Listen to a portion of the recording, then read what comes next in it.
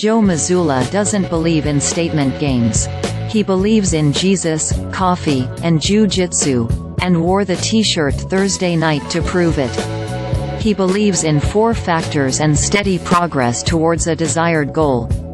So if the Celtics sent a statement on Thursday night in Miami, it was simply the byproduct of playing the right way.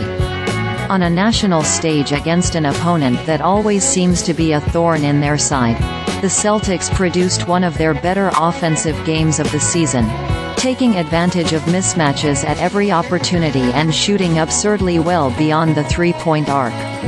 The Celtics know all too well the obstacles of playing the second night of a back-to-back against a rested, talented opponent. In the same way that the team didn't overreact to its lopsided loss in Milwaukee, it won't get too amped about rolling the Heat on Thursday. But in a week where all of Boston's so-called rivals made waves, from the Heat acquiring Terry Rozier, to the Bucks firing their coach and replacing him with old friend Doc Rivers, to Joel Embiid's 70-point game for the Sixers, the Celtics simply let their play do the talking. Celtics Talk Post-Game Pod. Celtics dominate Heat in statement win on the road. Listen and subscribe. Boston quietly produced a 3-0 week on the road. As they return home for a 7-game homestand in a building in which they've posted a 20-1 record, the Celtics sit 3.5 games up on the Bucks and 5 games up on the 76ers. All the other move makers in the East are barely in Boston's rearview mirror.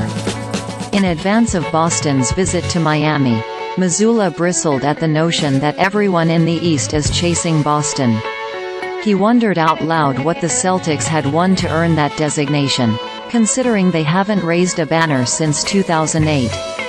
If he's trying to prevent his team from getting complacent with success, that's understandable.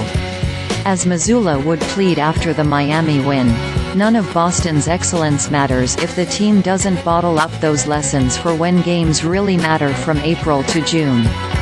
We'd be okay, though, if Celtics players want to balance some humility with a little bit of swagger. One of the most notable characteristics of the 2022 team that stormed to the finals was the way they embraced absolutely dominating teams at the finish line of the 2022 season. When everyone started fretting the possibility of Boston having to play Brooklyn in round 1 that year, coach Ime Udoka boldly suggested the Celtics were not a track team and that they weren't running from anybody. Players embraced that mentality, then navigated the most grueling path possible to the finals. The Celtics need to find that sweet spot of knowing that they haven't accomplished anything yet, and really can't until June, but also being okay with puffing out their chest and believing they are the best team in basketball.